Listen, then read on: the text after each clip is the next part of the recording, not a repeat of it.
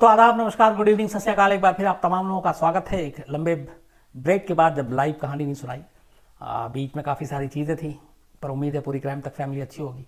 और पिछले 3 दिनों में बहुत सारे अपनी क्राइम तक फैमिली के लोगों से मुलाकात करने का मौका मिला, बड़ा अच्छा लगा। साहित्य आज तक था, इंदिरा गांधी राष्ट्रीय कला केंद्र में आप लोगों को मैंने बताया भी था।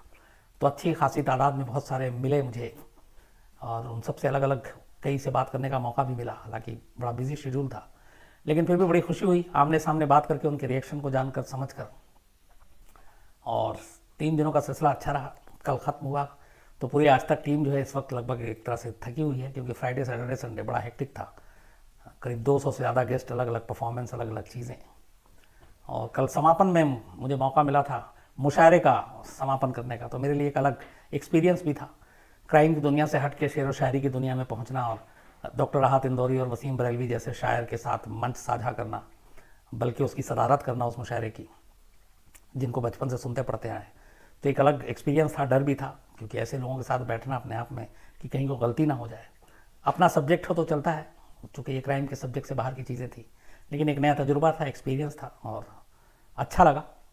और इस मौके का फ़ायदा भी उठाया, भरपूर बहुत सारी शेर व शायरी हुई, शेर भी सुनाए मैंने। आप में से बहुत सारे लोगों ने देखा होगा, क्राइम तक की बहुत सारी फैमिली भी वहाँ मौजूद थी। तो कुल मिला के अच्छा रहा, और इस वजह से बीच में कहानी ज़्यादातर रिकॉर्डेड भी थी। आज लाइव है। आज तारीख है 4 नवंबर 2019, दिन है मंडे, हफ्ते की शुरुआत है। लेकिन आज की कहानी पे मैं आगे बढ़ूं उससे पहले 2 बड़ी ज़रूरी चीज़ें बताना चाहता हूं कि अभी 2 ऐसी कहानियां सुनाई जिसको लेकर बहुत सारे लोगों के मेल आए, बहुत सारी तारीफ़ें हुई, और वो उसके असली हकदार उसका मैं नहीं हूँ। मेरी क्राइम तक की फैमिली के ये 2 मेंबर हैं। एक आकाश काले हैं, जिन्होंने जो मलेशिया के जुड़वा भाइयों की कहानी आपको सुनाई थी कि कैसे जज को पता था कि इसमें से एक गुनहगार है, लेकिन एक बेकसूर, और उस चक्कर में हम शक्ल होने की वजह से दोनों को अदालत ने बरी कर दिया। आकाश काले ने मुझे ये स्टोरी भेजी थी और सुझाव दिया था कि ये ज़रूर सुनाएं पूरी क्राइम तक फैमिली को। तो थैंक यू आकाश, आपकी स्टोरी थी इसलिए उसमें थोड़ा और रिसर्च किया और फिर मैं उसको सुना पाया। दूसरी कहानी जो जॉर्ज जूनियर अमेरिका की कहानी थी, एक 14 साल के बच्चे को कैसे सदाए मौत दी गई, इलेक्ट्रिक चेयर पर बिठाया गया, और करीब 70 साल के बाद पता चला कि वो बेकसूर है, और उसके साथ गलत पूरा जो कोर्ट का की प्रक्रिया थी वो गलत अपनाई गई थी। ये कहानी विमाला प्राण ने सजेस्ट की थी, उन्होंने भेजा था और उन्होंने कहा था कि ये सुनाएं और लोग सुनेंगे। तो थैंक यू विमाला जी, आपका, और आकाश काले, आप दोनों का। अब आगे कहानी की तरफ बढ़ूँ उससे पहले बहुत सारे कल जो बल्कि पिछले 3 दिनों में मिले, उनको कुछ लोगों को मैंने डेमो करके भी दिखाया था कि तक ऐप जो है, जिसमें आप बिना ब्रेक के सारी कहानियाँ सुन सकते हैं, सारे अपने शोज़ देख सकते हैं।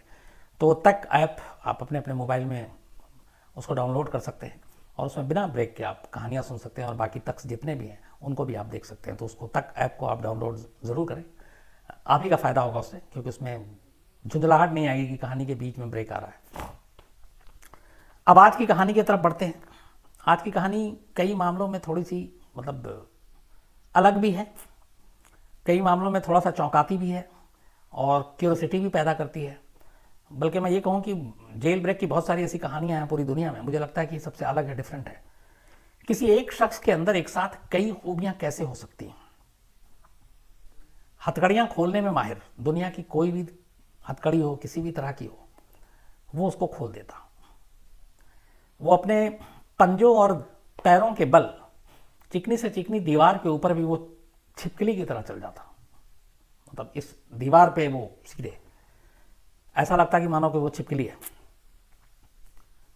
वो अपने जो शरीर की बनावट है उसको किसी भी तरीके से उसका रुख मोड़ देता था। पूरा हाथ पीछे कर ले, पैर पीछे कर ले, पैर एकदम दोनों उठाकर पीछे ले जाए, मतलब सब कुछ वो अपना पूरा एक तरह से हुलिया बदल लेता था। जो शरीर का आकार है उसको छोटा कर ले, बड़ा कर ले, ये हुनर उसके अंदर। तो ये सारी चीज़ें एक शख्स के अंदर, और उस शख्स के साथ जुड़ा हुआ एक रिकॉर्ड, और वो रिकॉर्ड ये है, कहानी जापान की है कि एक शख्स कैसे जापान की 4 अलग अलग जेलों को ब्रेक करता है।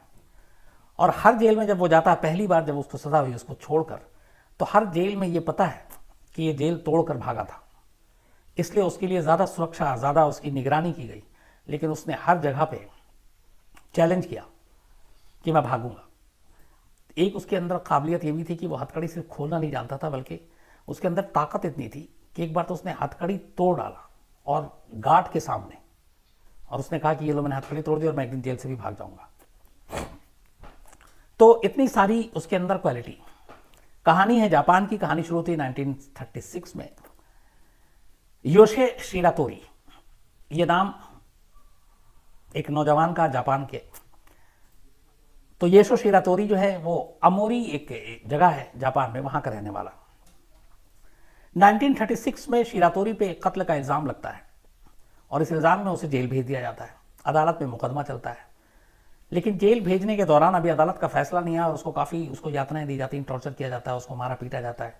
उस वक्त जेल में कैदियों का वहाँ पे बड़ा इमेज खराब थी पूरे जापान में, कि वहाँ अजीब अजीब तरीके से बर्ताव करते। एक सिर्फ टोक्यो का जो जेल था वो थोड़ा अलग था। तो अमोरी जेल में ये भी जाता है, यहाँ पे उसके ऊपर काफ़ी जुल्म ढाए जाते हैं और कोर्ट में मुकदमा चल रहा था। और उस दौरान में जो सरकारी वकील हैं वो शिरातोरी के लिए सजाए मौत की मांग कर रहे थे और उसे लगा था कि जिस तरीके से मुकदमे की कार्रवाई चल रही, हो सकता है उसे सजाए मौत मिल जाए। तो उसके सामने अंधेरा ही अंधेरा था, क्या करे।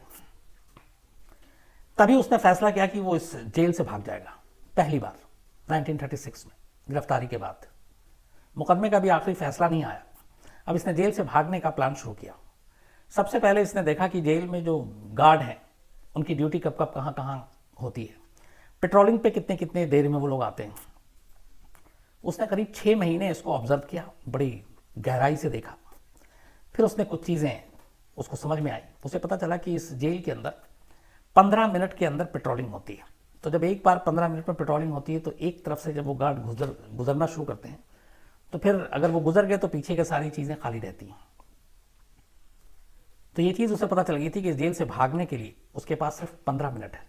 15 मिनट में वो इस जेल से भाग सकता है। लेकिन दिक्कत ये थी कि उन 15 मिनटों में उसको न सिर्फ अपने सेल का ताला खोलना था, बल्कि उसके साथ 6 और दरवाजे थे जिनसे बाहर निकलना था। अब ये अपनी तैयारी शुरू करता है, पूरे जेल की रेकी कर चुका था, गार्ड की पेट्रोलिंग का वक्त मालूम कर चुका था, गैप पता था 15 मिनट।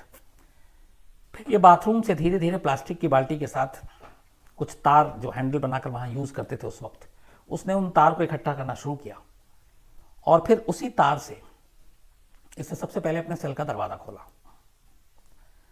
दरवाज़ा खोलने के बाद अभी इसे 5 दरवाजे से और गुजरना था। फिर इसने दूसरा दरवाज़ा खोला, फिर तीसरा, फिर चौथा, फिर 5वां, फिर छठा। और इस तरीके से ये सारे ताले खोलता हुआ इस अमोरी जेल से बाहर निकल गया। ये उसका पहला जेल ब्रेक था। उस वक्त जो सुरक्षा थी, आमतौर पे जेलों में जो ताला और हर सेल में चूंकि कैदी अंदर बंद होते थे, तो ऐसा नहीं था कि हर तरफ गार्ड घूमते रहते थे। 15-15 मिनट में पेट्रोलिंग करते थे और सारे कैदियों का मुआयना करते थे। तो उसके पास ये 15 मिनट था, सारे ताले तोड़े और वहाँ से निकल गया। और ये काम उसने किया था देर रात, बल्कि सुबह 5:30 बजे, और 5:45 बजे तक वो जेल से बाहर था। इसके बाद जब राउंड पे दोबारा गार्ड आते हैं तो वहाँ पे वो देखते हैं कि इसके बेड पे सारा चादर वादर तो ढका हुआ है, लेकिन साथ में कुछ तार वार दिखता है। तो उन्हें शक होता है। उसके बाद अंदर जाते हैं, वो गायब था। हैरान। इसके बाद खैर अलार्म बजता है, ढूंढा जाता है, लेकिन वो मिलता नहीं है, जेल से निकल चुका था। लेकिन ये रिहाई आज़ादी उसकी सिर्फ 3 दिन की थी। इतनी मेहनत, 6 महीने की कोशिश के बाद उसने जेल ब्रेक किया, लेकिन सिर्फ 72 घंटे वो आज़ाद रहा, बाहर रहा। 72 घंटे के बाद इसी अमोरी इलाके में एक हॉस्पिटल में वो पहुंचता है। पैसे वैसे थे नहीं, और हॉस्पिटल से कुछ सामान चुराने की कोशिश करता है, लेकिन वहाँ के स्टाफ उसको पकड़ लेते हैं। पकड़ने के बाद पुलिस को बुलाते हैं। जब पुलिस आती है तो तब तक इसके बारे में जानकारी दे दी गई थी कि कैदी जेल से भागा है। तो पता चला कि ये योशे शिरातोरी है। अब इसको वापस फिर पुलिस पकड़कर जेल भेज देती है, उसी अमोरी जेल में। अब वहाँ भी जब जेल में भेजती है, इसके बाद फिर मुकदमा चलता है। तो पहले मुकदमे का जो इसके ऊपर चल रहा था, तब तक उसका फैसला नहीं आया था, लेकिन अब ये चूंकि जेल भी ब्रेक कर गया और उसके बाद पकड़ा गया, तो उस कत्ल के लिए और इस फरारी के लिए, जेल से भागने के लिए, शिरातोरी को उम्र कैद की सज़ा सुना दी जाती है। उम्र कैद की सज़ा सुनाने के बाद अब उसको अमोरी जेल से निकालकर अकीता शहर में, एक सिटी है जापान में अकीता, तो अकीता सेंट्रल जेल भेज दिया जाता है। पहला जेल ब्रेक, 3 दिन के बाद गिरफ्तारी, मुकदमे का फैसला, उम्र कैद की सजा और अकीता जेल में ट्रांसफर। अकीता जेल में ये रहता है करीब 6 साल तक। अब 1942 का वक्त आ जाता है। अकीता जेल में जब ये पहुंचा, तो अकीता जेल में जब के सारे स्टाफ को ये पता था कि जो शिरातोरी है ये जेल तोड़कर भागा था और 3 दिन तक बाहर रहा था। तो वहाँ के जेल स्टाफ इस बात को लेकर खुंदक में थे और उनका ये भी था कि तू यहाँ से भाग कर दिखा। तो उसको वहाँ पे काफ़ी टॉर्चर करते थे, इसलिए कि उसने जेल तोड़ा था और उसके लिए ख़ास सुरक्षा का ध्यान रखते थे। उसे मारते पीटते थे, एक्स्ट्रा काम कराते थे जो आम कैदियों से कराया जाता उससे ज़्यादा। और इस जगह पे जहाँ इसको रखा गया था, यहाँ पे ठंड काफ़ी थी। ये पूरा नॉर्थ जापान का पार्ट था, तो वहाँ पे इसको टॉर्चर किया जाता। ठंड में इसको फर्श पे यूं ही सुलाया जाता, गर्मी के कपड़े दिए जाते, ठंड के कपड़े भी नहीं दिए जाते, और जब तब इसके साथ बुरा सलूक करते। और ये भागे नहीं इस बार, इसलिए इसको एक ऐसे सेल में रखा गया जो खास डिज़ाइन किया गया था, जो बहुत ही छोटा, जिसमें सिर्फ इसी के लंबाई चौड़ाई का एक शख्स रह सकता था, इसके अलावा कोई नहीं। और उसकी दीवार बेहद ऊंची थी और उस दीवार के दो चारों तरफ कुछ नहीं था, सिर्फ दीवार से ऊपर में एक जाली थी। उस जाली से ही एक मतलब छोटी सी जाली इतनी थी उसकी लंबाई चौड़ाई कि एक आदमी मुश्किल से बाहर निकल सकता था, लेकिन ज़मीन से लेकर उस दीवार तक की ऊंचाई इतनी ज़्यादा थी और अंदर में कोई ऐसा साधन नहीं था कि कोई उस जाली तक पहुंच सके। खास तौर पे इसी के लिए यह किया गया था। और इसके अलावा इसको हथकड़ी पहना कर रखा जाता। सूरज की रोशनी भी इसके सेल में नहीं आती थी और सारे लोग उसको हंसते भी थे और इसकी हर वक्त निगरानी भी करते थे। मारपीट होता ही रहता था, लेकिन इस जेल का जो मेन हेड गार्ड था उसका नाम था कोबायाशी। कोबायाशी थोड़े से मतलब कूल माइंड का एक अफसर था और वो ज़्यादा बुरा बर्ताव नहीं करता था, बल्कि जब इसको मारा पीटा जाता था तो बीच में आकर वो इसे बचा भी लेता था, फिर उससे हमदर्दी के दो बोल बोलता था। तो उसे ये लगा कि इस जेल में अगर कोई एक अच्छा इंसान है, जो एक अच्छा गार्ड है, वो कोबायाशी है, तो उसको देखकर उसको थोड़ी सी तसल्ली मिलती थी। लेकिन बाकी जेल के स्टाफ के बर्ताव से वो बहुत दुखी था और किसी तरीके से वो वहाँ से निकलना चाहता था। इस दौरान ये 1942 साल सेकेंड वर्ल्ड वॉर, जो दूसरा विश्व युद्ध है, वो छिड़ा हुआ था। जापान भी उसमें शामिल था। अमेरिका से जापान की लड़ाई चल रही थी। दुनिया दो हिस्सों में बटा हुआ था और इधर शीरातोरी जेल के अंदर बंद था, दूसरी बार जेल में आया था। इसी दौरान में तारीख आती है 15 जून 1942। 6 साल हो गए थे उसको इस जेल में रहते हुए। तमाम इसकी निगरानी हो रही थी। उस कमरे में जिस सेल में इसको रखा गया था वहां से निकलने का कोई रास्ता नहीं था। एक दरवाज़ा था, दरवाजे के बाहर गार्ड, अंदर ना कोई खिड़की, ना कोई और दरवाज़ा, ना कोई और रास्ता। एक बहुत ऊंची दीवार और उस दीवार के ऊपर एक जाली, उस दीवार तक पहुंचने का कोई जरिया नहीं। 15 जून 1942 तूफानी रात थी, काफ़ी तेज़ बारिश हो रही थी और तूफान काफ़ी तेज़ था, ऊपर से ठंड का मौसम था। तो अचानक उस बारिश के मौसम में जब तूफान गार्ड आया और उसने रात को सेल में झांका तो उसके होश उड़ गए। उसने देखा कि सेल में शीरातोरी तो है ही नहीं। अब वो अचानक अंदर आया तो उसको ये लगा कि कहाँ जा सकता है, क्योंकि दरवाज़ा बंद है, दरवाज़ा खुला नहीं, दरवाजे से बाहर निकलने की उसको आज़ादी नहीं थी। हथकड़ी उसके हाथ में, तो ज़मीन खा गई, आसमान निकल गया। इसके बाद वो फिर अलार्म वलाम बजता है, लेकिन उसका कोई पता नहीं चलता है। इसके बाद पता चलता है कि वो कैसे भागा यहाँ से। हथकड़ी खोलने में उसको महारत हासिल थी, तो हथकड़ी के लिए वो किसी भी एक कोई चीज़ उसे मिल जाए वो उससे खोल लेता था। तो उसने हथकड़ी खोलने का वही तार और बाकी पिन, इन तरीकों का इस्तेमाल किया। और उसके बाद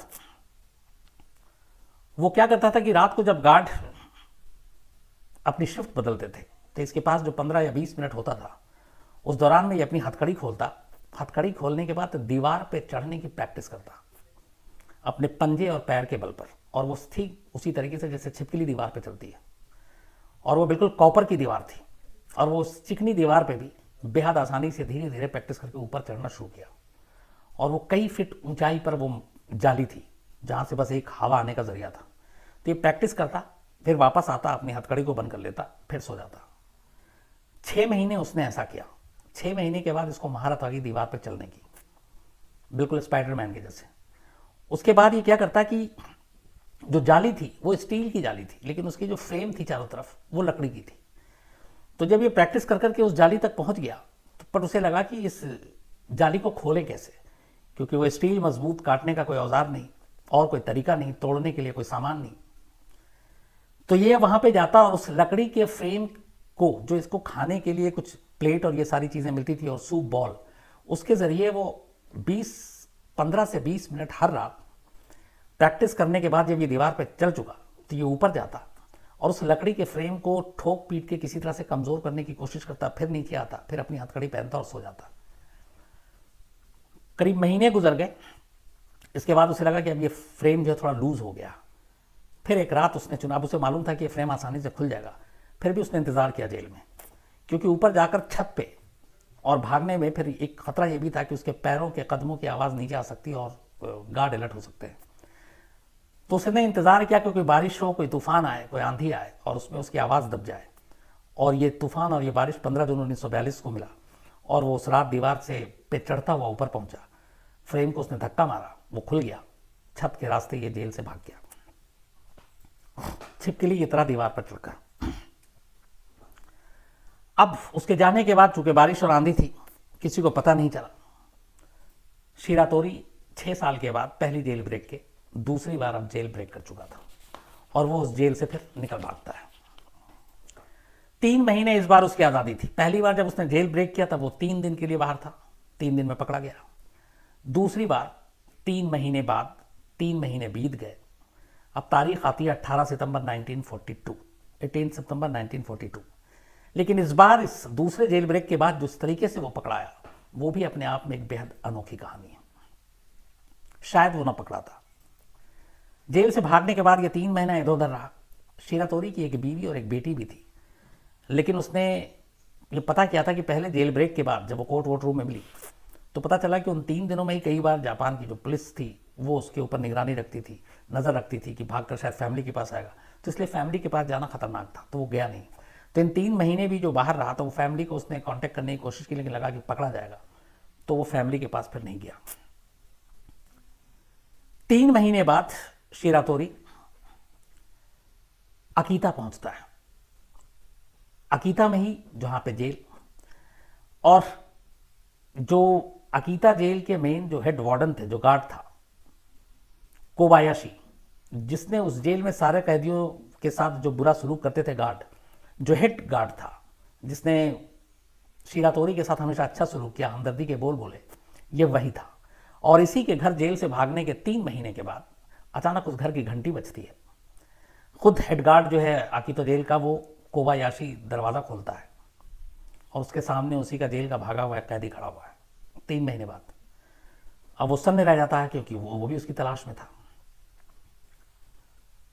तो पहले तो उसे समझ में नहीं आता, फिर खैर वो अपने अंदर बुलाता है, उसे बैठाता है, खाना वाना खिलाता है, फिर पूछता है कि तुम जब भाग चुके तो यहाँ क्यों आए।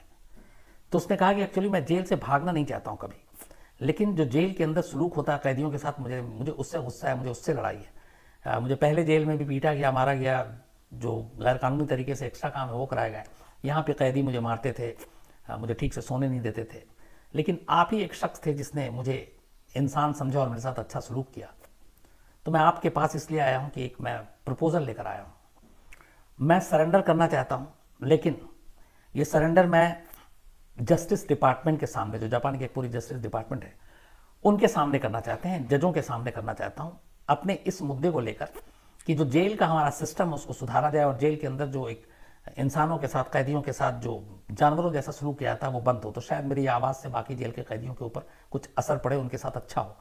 तो इसलिए मैं आपके पास आया हूँ क्योंकि आप पे भरोसा, आपने जेल में मेरे साथ अच्छा सलूक किया था, क्या आप मेरी मदद करें और मुझे जस्टिस डिपार्टमेंट तक ले चले, मैं वहाँ सरेंडर करना चाहता हूँ। कोबायाशी के ऊपर भरोसा था शिरातोरी को, इसलिए वो वहाँ पहुँचा था। कोबायाशी उससे भरोसा दिलाता है, ठीक है चलो मैं तुम्हारी मदद करूँगा। इसके बाद इसी बीच में शिरातोरी अंदर बाथरूम चला जाता है, पर कोबायाशी अपना वादा पूरा नहीं करता। वो इस दौरान में पुलिस को कॉल कर देता है। थोड़ी देर के बाद पुलिस वहाँ पहुँच जाती है और शिरातोरी दूसरे जेल ब्रेक के ठीक 3 महीने बाद जो हेड गार्ड था उसी के घर से अरेस्ट हो जाता है। लेकिन ये गिरफ्तारी एक धोखा थी, क्योंकि वो गया था दूसरी उम्मीद में, लेकिन जिससे उम्मीद और जिससे मदद के लिए गया था उसी ने उसको गिरफ्तार करवा दिया। अब पहली बार फैसला आया नहीं था, दूसरी बार उम्र कैद की सजा हुई पकड़े जाने के बाद। तो अब ये दूसरे जेल ब्रेक के बाद ये जब पकड़ा गया तो फिर इसको उम्र कैद के साथ 3 साल की सजा और जोड़ दी गई जेल ब्रेक के लिए। तो अब उम्र कैद तो थी ही, साथ में 3 साल की सजा और हो गई। इसने कोर्ट से कहा कि ठीक है आप मुझे सजा दे दीजिए, लेकिन आप मुझे टोक्यो के जेल में रखें। टोक्यो का मौसम थोड़ा सा ठीक होता है, वार्म होता है, और ये टोक्यो के जेल के बारे में ये भी थी कि वहाँ कैदियों के साथ थोड़ा सा ठीक ठाक सलूक किया जाता है। तो इसने गुजारिश की इस अदालत में कि मुझे टोक्यो जेल भेजा जाए, लेकिन अदालत ने इसकी बात नहीं मानी और अब तीसरी बार इसको सीधे नॉर्थ जो जापान है उसमें एक जगह है होकाइडो। होकाइडो एकदम बिल्कुल ठंड इलाका है, यहाँ पे बर्फ़ की पहाड़ियाँ हैं। तो होकाइडो में जो सबसे बड़ा जेल है और बड़ा एकांत में है उसका नाम है आबाशिरी जेल। तो जापान के अब एक और शहर होकाइडो में, जिसके आबाशिरी जेल में अब शीरा तेरूई को भेज दिया जाता है उम्र कैद और 3 साल और सजा काटने के लिए। आबाशिरी जेल की खास बात यह थी कि इसका इतिहास रहा है कि कभी भी इस जेल से कोई कैदी बाहर नहीं भागा। ये इनका बड़ा सुनहरा इतिहास रहा कि आज तक कोई कैदी, बहुत सारे ने कोशिश की लेकिन इनकी पूरी सुरक्षा व्यवस्था इतनी कड़ी है और इसीलिए भेजा गया था शीरा तेरूई को, क्योंकि 2 जेल ब्रेक कर चुका था तो आप कोई रिस्क नहीं लेना चाहते थे। तो अब ऐसी जेल में भेजा गया जहाँ का इतिहास है कि वहाँ से कोई भी कैदी कभी जेल तोड़कर नहीं भाग पाया। कुछ ने कोशिश की, वो मारा गया। इस जेल की खासियत ये भी थी कि एक तो ठंड इलाका, और जब इसको भेजा गया वहाँ पे 1943 की अब बात आ गई। वहाँ पे जो टेम्परेचर था उस वक्त वो बिलो फ्रीजिंग पॉइंट था, मतलब जमा देने वाली सर्दी से भी कम। वहाँ ले जाने के बाद आबाशिरी जेल के स्टाफ को भी पता था कि ये 2 बार जेल ब्रेक कर चुका है, तो उन्हें भी अलग खुन्नस थी। वहाँ पे भी इसके साथ बुरा सलूक किया गया, ऐसे मारा पीटा गया। एक दिन कहते हैं कि उसको इतना मारा पीटा गया कि इसने फिर हथकड़ी पहने हुआ था और इसे गुस्सा आया और उसने गार्ड के सामने अपनी ताकत के बल पे उस लोहे की हथकड़ी को तोड़ डाला, दोनों हाथों में जो था। और तोड़ने के बाद उसने चैलेंज किया कि तुमने जो मेरे साथ सलूक किया तुम देखना, मैं इस जेल से भी भाग के दिखाऊंगा। तब गार्ड वार्ड हंसे, लेकिन वो डर गए थे कि उसने उनके सामने बिना ताला खोले हुए उस हथकड़ी को तोड़ डाला। तो जब उसने हथकड़ी तोड़ा तब उस जेल प्रशासन को एक ख्याल आया कि ये तो हथकड़ी कभी भी खोल सकता है, तोड़ सकता है। इसके बाद बाकायदा उसके लिए एक खास हथकड़ी का ऑर्डर दिया गया और वो हथकड़ी जो थी वो 20 किलो उसका वजन था। उस हथकड़ी की खास बात यह थी कि उसमें कोई की होल नहीं था कि जिससे से खोला जा सके, और उस हथकड़ी को उसको दोनों हाथ पीछे की तरफ करके पहनाया जाता। 20 किलो वजनी। साथ में 2 बेड़ियां खरीदी गई, पहली बार अब तक, अब तीसरी बार में ऐसा हुआ, और उसके दोनों पैरों में बांधी गई। हाथ दोनों पीछे की तरफ बंधे हुए हथकड़ी से और दोनों पैरों में बेड़ियां, 20 किलो वजन। और इसके बाद इसको वैसे ही रखा गया। इस हथकड़ी को खोलने में सिर्फ 2 घंटे लगते थे जो इसे पहनाया गया था, क्योंकि उसमें कोई की होल नहीं, कुछ नहीं। और उसको खोलने के लिए बाकायदा मेटल वर्क स्पेशलिस्ट के 2 लोग आते थे और वो 2 हफ्ते में एक बार आते थे और तब वो खोलते थे। और उसको खोलने की जो पूरी प्रक्रिया थी वो 2 घंटे की थी। 2 घंटे बाद जाकर वो खुलता था। इसके लिए एक स्पेशल सेल बनाया गया था जिसके अंदर इसको रखा गया और वहाँ पे पूरी ज़बरदस्त इसकी निगरानी की जाती। इसको जो खाना दिया जाता था वो भी ऐसे कि मतलब जैसे डॉग खाना खाते हैं, दोनों पीठ हथकड़ियाँ बंधी हुई हैं, प्लेट इसके आगे डाल दिया गया, रेंगते हुए प्लेट तक पहुँच रहा और मुंह से खाना खा रहा है। कभी कभी रहम आता तो वो हाथ खोल देते, जो 15 दिन में जब वो आता, और वरना रूटीन यही था कि वो उसी तरीके से खाना खाता। सोना भी मुश्किल था क्योंकि दोनों हाथ पीछे की तरफ बंधे हुए थे और साथ में बेड़ियां थी। अब वो इस तरीके से उस जेल के अंदर रह रहा है। 15 दिन में एक बार जब खुलता, वो स्पेशलिस्ट आते हथकड़ी खोलने के लिए, तो उस दिन उसको नहाने को मिलता और उस दिन अपने कपड़े बदलता, वरना ऐसी ही सारी चीजें उसकी चल रही थी। करीब साल भर बीत गया। अगस्त 1943 की तारीख आ गई। एक दिन अचानक एक गार्ड को आवाज आई छत पर, और वो ठीक उस सेल के ऊपर छत थी जिसमें शीरा तेरूई जो है वो बंद था। वो भागकर नीचे आता है, सेल में जाता है, देखता है शीरा तेरूई के सेल में वो 20 किलो की हथकड़ी और जो पैरों में जंजीरें बंधी हुई थी वो एक कोने में पड़ी हुई हैं और शीरा तेरूई अपने सेल से गायब है। अब सवाल यह है कि कैसे गायब हो गया। तो बाद में पता चला फिर इस तीसरे जेल ब्रेक की कहानी उसने कैसे तोड़ी। इसको हर दिन खाना जो दिया जाता था उसमें इसको सूप भी दिया जाता था और सूप बॉल होता था। तो ये क्या करता था कि उस सेल के अंदर एक विंडो थी, लेकिन उस विंडो का साइज, उस कमरे में सब कुछ इस साइज का बनाया गया था जो इसके शरीर के साइज से छोटा हो, जैसे चाहे वो चौड़ाई में या लंबाई में। तो इसके जेल के तोड़ने के इतिहास को देखते हुए, क्योंकि पिछले जेल में ये ऊपर दीवार पे चढ़ के रेंगते हुए एक वो जाली से भागा था, तो बाकायदा इन्होंने उस जाली की साइज मंगवाई, फिर शीरा तेरूई की साइज देखा। तो इस बार जिस सेल में इसको रखा गया, चाहे वो दरवाजे के अंदर का कोई एक होल हो, सुराख हो, वो बेहद छोटा, चाहे खिड़कियां हो वो बेहद छोटी, चाहे जाली हो वो बेहद छोटी, मतलब इतनी छोटी कि अगर वो सब खोल भी दे, तोड़ भी दे, तो उसके अंदर से घुसकर निकल नहीं सकता है। साइज में इतना छोटा रखा गया था।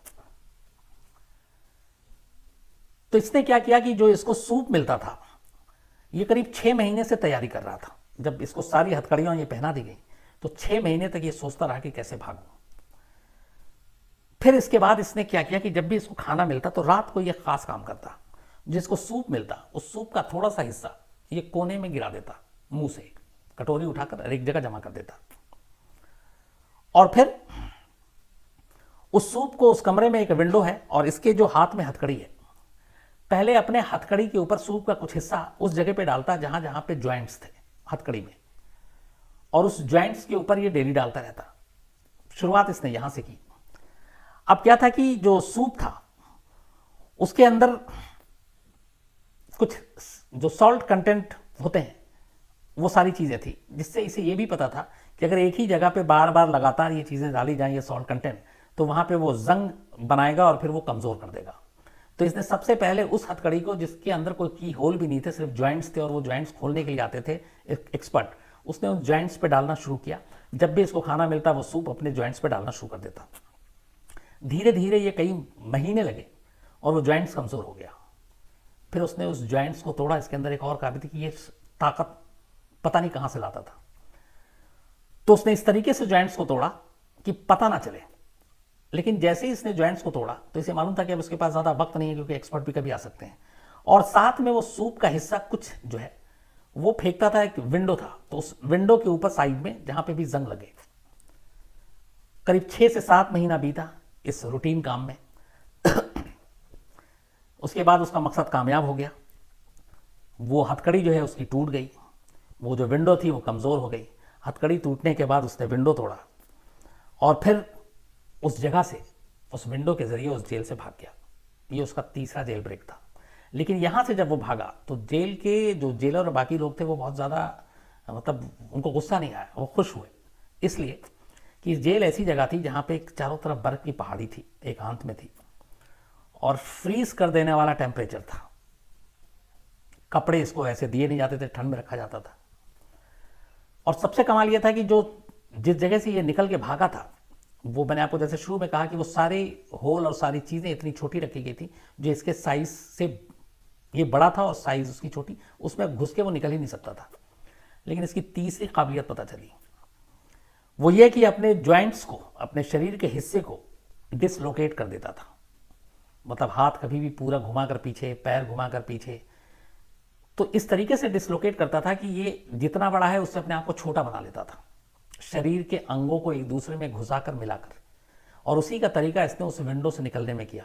वरना जो इसके आकार कदकाठी का था उसमें से निकलना मुश्किल था। लेकिन चूंकि इसे ये कला थी कि अपने ज्वाइंट्स को, शरीर के हिस्से को डिसलोकेट करने का, उसका इसने वहां इस्तेमाल किया और वहां से भाग गया।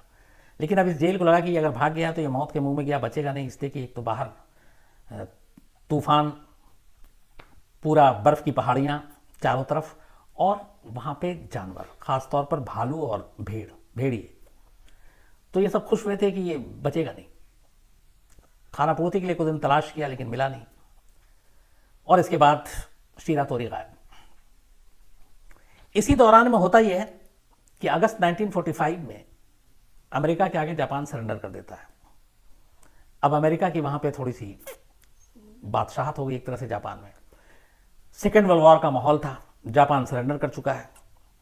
लोग, पुलिस प्रशासन शीरा तोरी को धीरे धीरे भूल गई और किसी को याद ही नहीं रहा कि भागा, क्योंकि हालात इतने देश के खराब थे।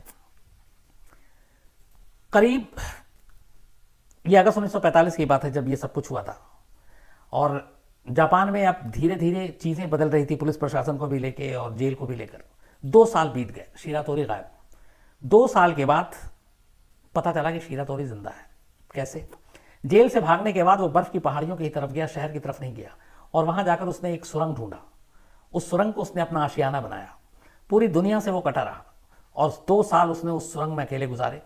खाने के लिए वो स्क्रैब और बाकी जो जंगली जानवर थे उनको मारता और उनके सहारे ही जिंदा रहा। जब 2 साल हो गए तब उसे लगा कि अब बहुत हो गया, अब चलते हैं। लोग भूल गए होंगे, पुलिस भी पीछे नहीं पड़ी होगी। तो जापान में एक शहर है साप्रो, तो इसने कहा कि अब सापरो शहर जाना, वहाँ से इसको अपनी बीवी और बेटी का कुछ संपर्क का पता करना था, निकालना था उनका पता। तो इस पहाड़ी इलाके से करीब 50 दिन के बाद वो सापरो शहर पहुंचता है। जब सापरो शहर पहुंचता है तो वो चौंक जाता है। वो देखता है कि जगह जगह अमेरिकन सोल्जर्स घूम रहे हैं, जापानी की जगह इंग्लिश में न्यूज़पेपर आ रहे हैं और बहुत सारे दीवार पे और ये सारी चीज़ें लगी हुई हैं। और वहीं उसे न्यूज़पेपर के ज़रिए पता चलता है कि हिरोशिमा और नागासाकी पे एटम बॉम्ब गिरा और इतने लोग मारे गए। ये सारी चीज़ें उसे अब उस पहाड़ी इलाके से आने के बाद पता चली। ये सारा अखबार पढ़ने के बाद अब उसे जब सच्चाई पता चली तो अब उसे लगा कि इतने सारे हालात बदल गए हैं तो अब शायद उसके लिए खतरा कम है, पुलिस भी पीछे नहीं पड़ेगी। तो अब निकलता है, आगे की तरफ बढ़ता है। लेकिन उसे भूख लगी थी। रास्ते में एक टमाटर का खेत मिलता है। उस टमाटर के खेत से कुछ टमाटर लेकर तोड़कर खाने लगता है। किसान देख लेता है, उस खेत का मालिक। किसान के साथ इसका झगड़ा होता है। इस झगड़े के दौरान किसान उसके ऊपर हमला कर देता है, क्योंकि वहाँ पे ये था कि चोरी वोरी, काफ़ी चोर भी थे। तो किसान को लगा कि ये कोई चोर है। तो उस हमले में, आपसी गुत्थम गुत्थी में, जो किसान जिस चीज़ से अटैक कर रहा था उसी को लेकर शीरातोरी जो है वो किसान पे हमला कर देता है और इत्तेफाक से इस आपसी लड़ाई में उस किसान की मौत हो जाती है। तो एक एक्सीडेंटल डेथ थी। आपसी झगड़ा में बचने बचाने के लिए वो हथियार उसी को लग जाता है और किसान मर जाता है। किसान मरता है, ये भागता है, लेकिन तब तक बाकी लोग आ जाते हैं और शीरातोरी को पकड़ लेते हैं। तो इस तीसरी जेल ब्रेक के बाद शीरातोरी करीब 2 साल तक आज़ाद रहा और उसके बाद पकड़ा गया। पहली बार 3 दिन, दूसरी बार 3 महीने, तीसरी बार 2 साल। 2 साल की आज़ादी के बाद अब वो फिर पकड़ा जाता है। और इस बार चूंकि एक किसान के कत्ल का इल्ज़ाम था तो उसको पकड़ने के बाद फिर सापरो जेल भेज दिया जाता है। और सापरो की डिस्ट्रिक्ट कोर्ट अपना फैसला सुनाती है 1947 में और शीरातोरी को मौत की सज़ा देती है, क्योंकि उसके ऊपर कत्ल का इल्ज़ाम था। मौत की सज़ा सुनाने के बाद अब इसको सापरो जेल भेज दिया गया। अब ये था कि इसको कभी भी मौत की सज़ा दी जा सकती है। इतिहास ये था कि ये 3 जेल ब्रेक कर चुका था, पूरे जेल प्रशासन को सब कुछ मालूम था, तो आपकी कोई रिस्क नहीं लेना चाहते थे। तो इसलिए इस बार काम ये किया कि जिस सापरो जेल में शीरातोरी को रखा गया वहाँ इसके ऊपर 24 घंटे की निगरानी लगाई गई। 6 आर्म्ड फोर्स जो हथियारबंद जवान, उनका काम ही सिर्फ स्पेशल ये था कि शीरातोरी पे आपको नजर रखनी है। खिड़की, दरवाजे, छत, कोई भी ऐसी जगह जहां से कमरे के अंदर से निकलने, तोड़ने, निकल भागने की जरा सी भी गुंजाइश होगी, उन सब क्यों अब इतना और छोटा किया गया, क्योंकि पिछली जेल से पता चला था कि इसने अपने जो जॉइंट्स हैं उनको डिसलोकेट कर लेता है। तो उन्होंने कहा कि एक चीज़ पता की उन्होंने फिर कि ये जॉइंट्स तो डिसलोकेट कर सकता है लेकिन अपने सर को छोटा या बड़ा नहीं कर सकता है। तो उन्होंने हर चीज़ को जो बनाया वो ऐसा बनाया कि बाकी चीज़ें तो हाथ पैर ये बॉडी सब सिकोड़ कर निचोड़ कर अंदर जा सकता है, बट जो इसके सर का साइज़ है उस सर के साइज़ से छोटी हर खिड़की से लेके हर सुराख रखी, ताकि अगर ये कुछ कर भी ले, दीवार में छेद भी कर ले, खिड़कियाँ तोड़ भी दे, तो वो इतनी छोटी होंगी कि इसका सर ही उसके अंदर नहीं घुस पाएगा और ये फंस जाएगा। तो इन्होंने इसके सर के हिसाब से और सर के साइज़ के हिसाब से ये सारी चीज़ें की। 6 लोग लगातार इस पर नज़र रखते थे और इसलिए जब इतनी ज़्यादा सख्ती थी तो पहली बार ऐसा हुआ था कि इसको हथकड़ी भी नहीं पहनाया, क्योंकि उन लोगों को मालूम था कि इसको कोई भी हथकड़ी पहनाओ ये खोल देगा, तोड़ देगा। तो उन्होंने कहा हटाओ, हथकड़ी इसको नहीं पहनाते हैं, हर वक्त इसके ऊपर नज़र रखते हैं और इसको देखते हैं। अब ये सबसे मुश्किल काम था इस जेल से भागना, क्योंकि इसके ऊपर नज़र है और सारी चीज़ें इसके पिछले जो जेल से भागे उन सबको ध्यान में रख के बनाया गया। इसने जब इस स्पेशल डिज़ाइन किए हुए कमरे में इसको रखा गया तो ये आने के बाद सबसे पहले ये काम करता कि जब इसे मौका मिलता ये छत की तरफ घूरना शुरू कर देता और दीवार की तरफ देखना शुरू कर देता। तो जो गार्ड थे 6 लगातार इसको देखते रहते थे, वो देखते और हंसते कि ये, वो समझते कि ये छत से भागने का प्लान कर रहा है और भाग नहीं पाएगा, और इस मतलब एक तरह से चैलेंज के तौर पे देखते थे और उसके ऊपर हंसते थे कि ये बेवकूफ़ है। एक तो काम उसने ये किया तो उन गार्ड को ये लगा कि ये ज़रूर छत के रास्ते कुछ जुगाड़ में लगा हुआ है। दूसरा काम उसने ये किया कि जैसे उस सेल में आया तो उसको फर्श पे सोने के लिए दिया जाता था। जेल में आने के करीब 15 दिन के बाद इसने एक हैबिट बना ली। जेल में जब आते हैं तो उसका एक रूटीन होता है कि आपको जेल के मैनुअल के हिसाब से टाइम टेबल उठना होता है, जागना होता है, काम करना होता है। तो जब भी वो गार्ड इसको उठाने आता तो ये आना कहानी करता। अगर 6 बजे उठना नहीं उठता, 6:30 7, इसके लिए पिटता भी वो पर उठता नहीं। तो 1 2 3 4 5 6 दिन ऐसे लगातार ये चलता रहा। तो गार्ड को ये लगा कि अच्छा ये थोड़ा कमज़ोर भी हो गया, वक्त भी बीत रही थी, उम्र भी बीत रही थी। तो गार्ड को लगा कि शायद यहाँ पे एक तो इसने मार खाए, बहुत टॉर्चर भी हुआ है अलग अलग, 2 साल तक ये पहाड़ियों में रहा। तो फिर उन्होंने कहा कि चलो उसमें से कुछ रहम दिल था कि इसको छोड़ देते हैं। तो कई बार वो उसको उठाते और वो उठता नहीं, और अपने ज़मीन पे बेड जो एक गद्दा वो मिला हुआ था वो उसी पे सोया रहता। धीरे धीरे वक्त बीता और एक दिन अचानक रात को गार्ड सारी निगरानी करने के बाद, वहाँ पे जो सारे इसकी निगरानी होती थी और रात को फिर गार्ड चले जाते थे, मतलब वो हर वक्त आमने सामने नहीं होते थे। तो सारा उन्होंने चेक किया, चले गए। सुबह सुबह जब वो आते हैं तो देखते हैं कि सेल से शीरा तोरी गायब है, और वो चारों तरफ देखते हैं, खिड़कियाँ वैसी हैं, जाली वैसी है, दरवाजे वैसे ही हैं, और कहीं कुछ नहीं है। आखिरी में उनकी नज़र उसके गद्दे पे जाती है, गद्दा सरकाते हैं। उसके बाद पता चलता है कि उन्होंने सब कुछ किया, बस एक गलती कर दी थी। जेल स्टाफ ने उसके पुराने 3 जेल ब्रेक के इतिहास को देखते हुए उसकी हथकड़ियों से लेके, उसके सुराग से लेके, उसके शरीर के आकार को बदलने से लेके, उसके सर के साइज से लेके हर चीज़ कर दिया। पूरी दीवार, छत, खिड़कियां सब मजबूत कर दी। ज़मीन की तरफ देखना वो भूल गए थे। उसने जिस जगह पे वो सोता था उसके ठीक नीचे एक सुरंग बना लिया था, और उस सुरंग के रास्ते वो निकल गया। और वो सुरंग वो रात को बनाया करता था, और फिर जैसे ही वो गार्ड या कुछ आते तो वापस जो फ्लोर बेड था वो उसी जगह पे रख देता। तो वो जितनी खुदाई करता जाता और फिर फ्लोर बेड से उसको ढक देता।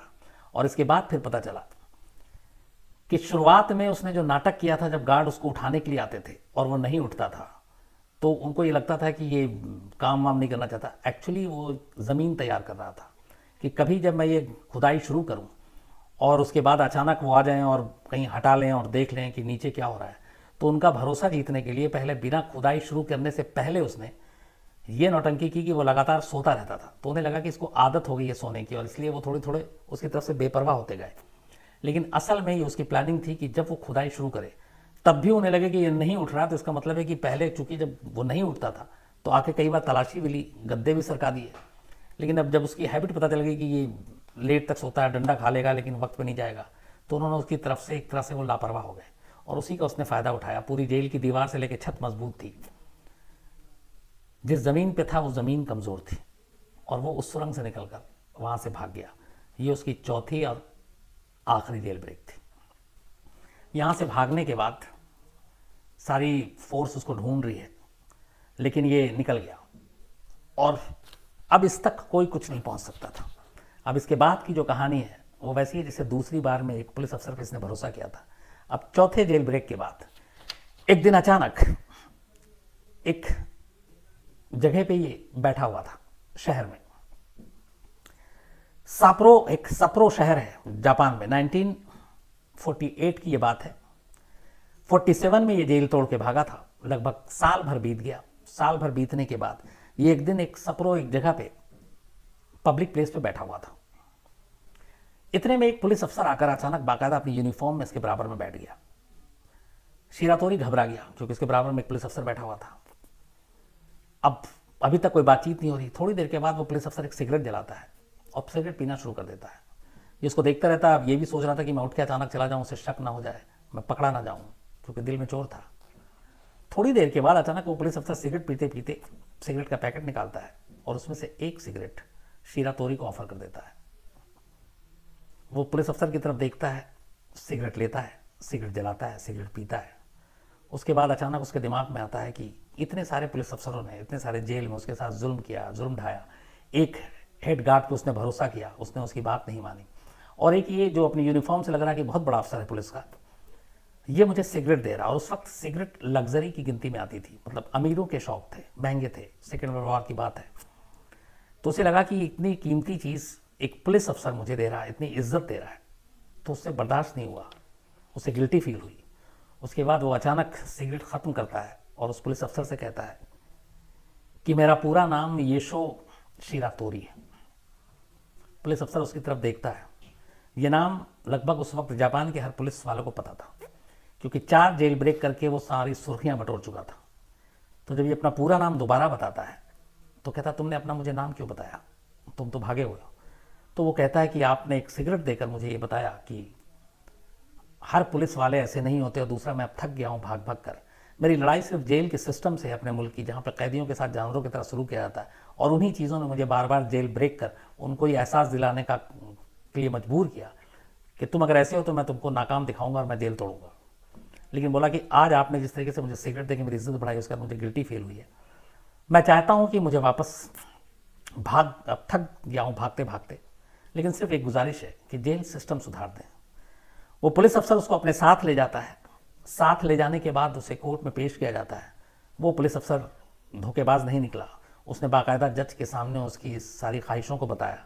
जज ने उसकी सारी चीज़ों को सुना, फिर से केस की सुनवाई शुरू हुई, और उस किसान का जो मर्डर का चार्ज था वो सारे गवाहों और उसको देख के अदालत ने अपना फैसला सुनाया कि वो सेल्फ डिफेंस में किया गया जुर्म था। लेकिन चूंकि 4 जेल ब्रेक किया था, इन सारी चीज़ों को मिलाकर जज ने 20 साल की सज़ा सुनाई शीरा तोरी को। और शीरा तोरी की इस बार उस ख्वाहिश को मान ली गई कि मुझे टोक्यो जेल भेजा जाए। 20 साल की सज़ा और अपना जुर्म भी कबूल कर लिया शीरा तोरी ने। उसके वजह से टोक्यो जेल भेजा गया। टोक्यो जेल का माहौल भी अच्छा था, मौसम भी अच्छा था, वहाँ के गार्ड भी अच्छे थे और वो उसके साथ अच्छा सलूक करते थे।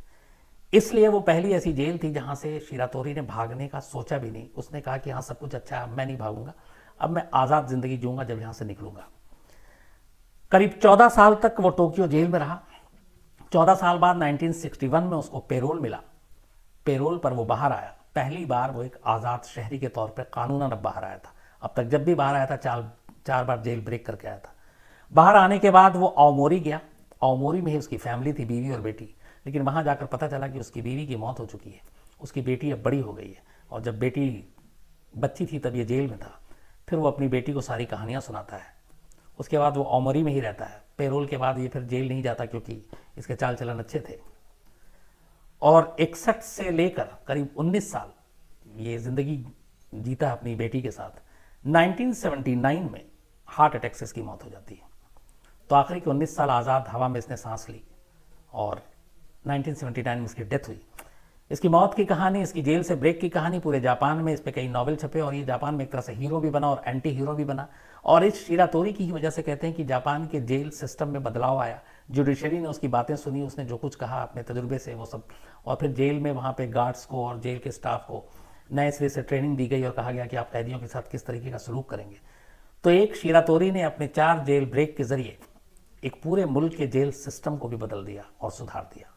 ये थी पूरी कहानी ये शो शीरा तोरी की। उम्मीद है आपको अच्छी लगी होगी। अब आसिम, वो भी डूबा हुआ कहानी सुनते सुनते सब भूल गया। वो बताओ सवाल। सचिन बोल रहा है कि जो उसने सुरंग खोदी थी उसकी मिट्टी कहाँ पे थी?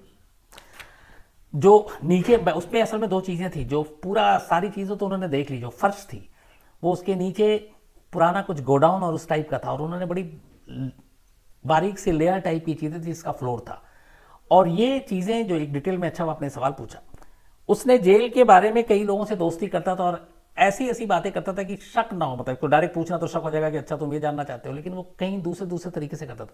तो उस जेल के नीचे ही जहाँ पे वो उसका फर्श था, जहाँ पे वो सोता था, उसके ज़रिए वहीं पे उसने सुरंग किया और वहीं पे साइड में उसका पूरा जो एक खाली स्पेस था असल में, क्योंकि वो पूरा जैसे होता है ना कि ऊपर से नीचे तक भरा हुआ, वैसा नहीं था, इसलिए उसको आसानी हुई। मुरारी पूछ रहे हैं कि जेल से भागने का काम पुलिस के सहयोग के बिना हो सकता है? मुरारी साहब यहाँ पे लेकिन पूरे मामले में कभी भी किसी जेल स्टाफ की मिलीभगत सामने नहीं आई और ना ही किसी को सजा मिली। इकलौता और अकेला इसी का काम था। सर दिनेश पूछ रहे हैं, बोल रहे हैं कि क्या ये कहना गलत नहीं होगा कि ये जापान नहीं पूरी दुनिया की सबसे बड़ी जेल ब्रेक की कहानी? बिल्कुल दिनेश साहब, मुझे लगता है तभी मैंने शुरू में कहा कि इस तरीके की जो चीज़ें हैं वो कम सुनने और देखने को मिलती हैं। सर यश है बोल रहा है कि इसने जापानी सरकार की तरफ से या वहाँ के कानून की तरफ से कोई बात लिखी हुई है, सरकारी तौर पर बोली गई कि उसको हीरो के तौर पर बोलने से? हीरो के तौर पे नहीं, लेकिन जब भी जापान में इस तरीके की खासतौर पे जेल के सिस्टम की बात आती है तो उसमें कहा जाता है कि शीरा तोरी का बहुत बड़ा रोल है वहाँ के जेल सिस्टम को बदलवाने में।